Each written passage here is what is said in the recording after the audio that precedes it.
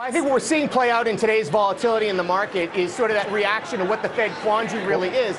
And it is right out of a Charles Dickens novel. It's the tale of two cities, right? It's the best of times for lower unemployment, for the consumer with low interest rates, a stronger dollar, low inflation, low energy prices. But it's the worst of times for U.S. multinational profits. And that's going to be reflected and priced into the S&P in a day like today. And energy prices on a short-term basis will affect the S&P, even though it will normalize in the back half of the year. So for an investor in today's environment, you don't want to invest like it's 2014 and make the S&P the core of your investment strategy. Instead, you need to take a barbell approach. Look at some of the small cap names that are less affected by currency, but go overseas where the bargains are. It's the best of times if you're a European multinational exporting to the U.S. with a cheap currency. So there's plenty of opportunities here. You have to change that strategy, and investors are so reluctant to do it, and they're falling under a false sense of security from last year. There's actually a shortage of stock out there, just like there's a shortage of bonds because the Fed's been buying all the bonds, and now with the ECB buying bonds. So you've shrunk the supply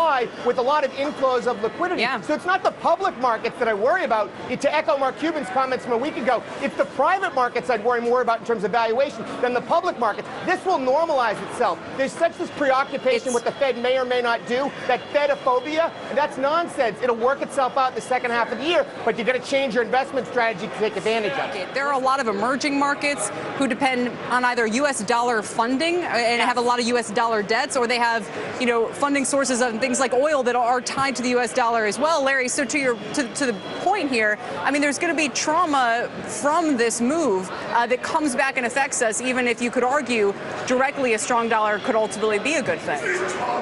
That's right. Look, ultimately the strong dollar is a good thing, and I'm as patriotic as the next person. I want to pound my chest and say we like to have a strong dollar. It's a sign of a strong economy. But we have to remember, though, a volatile currency is not a good thing. We want a stable and a firm currency that's predictable for corporate earnings. I think the mistake a lot of investors are getting into right now is to start to chase currencies. Look, if you spend 5 minutes worrying about the dollar, you wasted 5 minutes because there's so many factors here at work. We do know that companies are going to hedge out a lot of that currency. It is hurting the emerging markets. It's cutting off liquidity, but it's not such a bad thing for corporate profits as you get out a year from now and things begin to normalize.